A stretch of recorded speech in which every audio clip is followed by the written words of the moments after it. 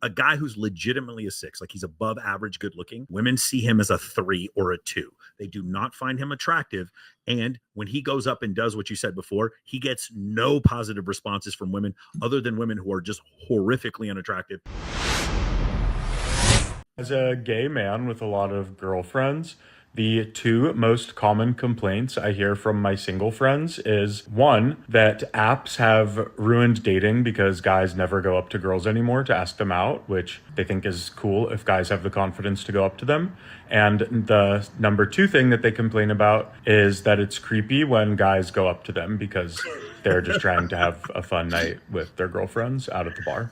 So do with that information what you will, and good luck in the dating world.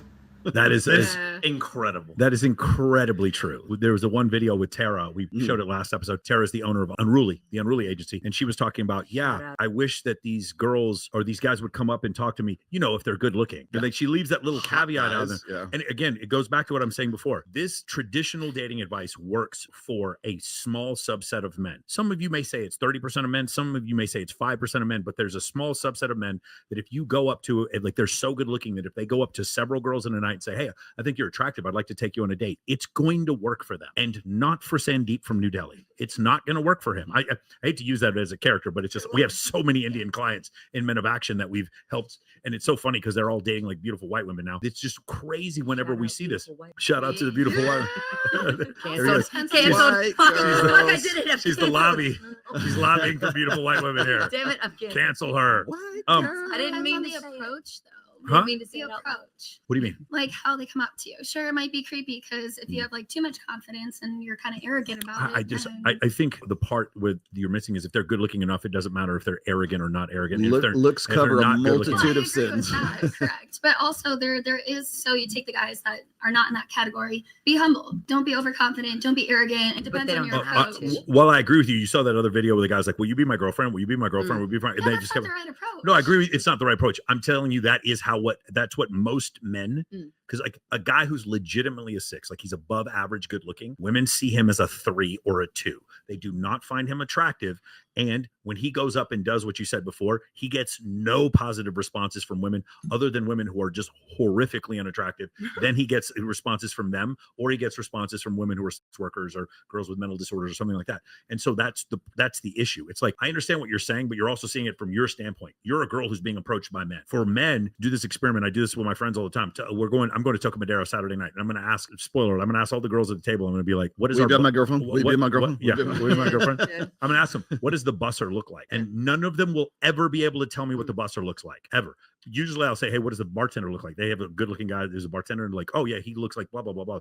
But tell me about the busser. We have a busser? I don't remember. They just don't see these men. They don't see them. And so that's the difference. And so my whole job is to help those men get seen. I was going to say, when we were talking earlier about like pre-selection, Tristan, when we're getting into, when guys try to manufacture their own pre-selection, that's where you get the creepy vibes. That's when you get one of the things that I talk about, well, in my 6th book, well, why am I coming off as a creep? And I'm like, well, it's because you're incongruent with what you are projecting to that woman. Coming off as a creep in person, online, in both, in just in general. Usually it's in person. That's where a lot of the conflict and the friction comes from. But like if they're online, if they're doing text and stuff like that, it's kind of easy to like make miscommunications. But when you're right there in the moment and they're looking at you, and maybe a woman is semi-attracted to you and there could be something going on there, but if you're not projecting, if you're projecting one image or one perception, and then the conversation doesn't gel with what that woman expects from a guy that looks like Mike and I have talked about this, right? It goes back to the old pickup days. What's called like a demonstration of higher value, but when most guys are doing it, they're doing an explanation of higher value, and that's what makes it creepy. That's what gives you the creep vibes, is because the guy is trying to convince you with reason and rationality. Not that Michael knows anything about pickup; he doesn't know any of because what's happening is you're trying to convince that woman to decide to have sex with you instead of letting it happen, letting the emotional association happen, rather than trying to say, here's a list of reasons why you should be fucking me right now. I'm a great guy. I have come from a great family. Qualifying yourself. But if the qualifications don't match with that woman's expectations of a guy that looks like you and presents like you, that's where that incongruency happens, because what happens is those guys, and then when a woman makes the connection that this guy is trying to convince me that he's higher value than he actually is, because there's a disconnect between what he's projecting and what he's telling me, the conversation that I'm having right now, that a guy who looks like this or a guy who is like this wouldn't act like this or wouldn't say those. But you shouldn't do that. But it's totally okay for your super hot female friends to brag about you. That's okay. That's my point. That's why that's the difference between demonstrate, do not explicate, right? It's better to have third party dread. It's better to have like a third party confirmation, because then you're not manufacturing it. Somebody else is doing it for you. All still manufactured. Like even it is. Even Dan Bilzerian's is manufacture it, but don't see seem like you're manufacturing it, because we saw this one. Remember the picture we had of that guy who was who did his before and afters, where the guy was like kind of like, I think he was probably about like 20% body fat, and then now he's down to like 10% body fat, right?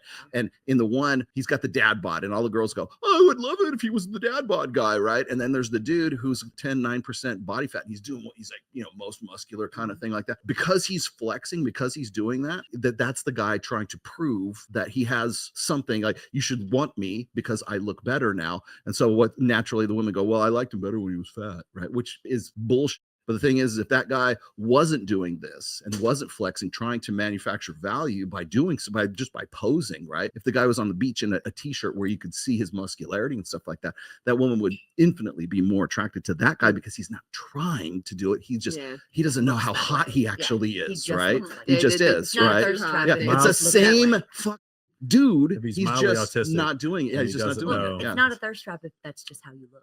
Yeah, exactly.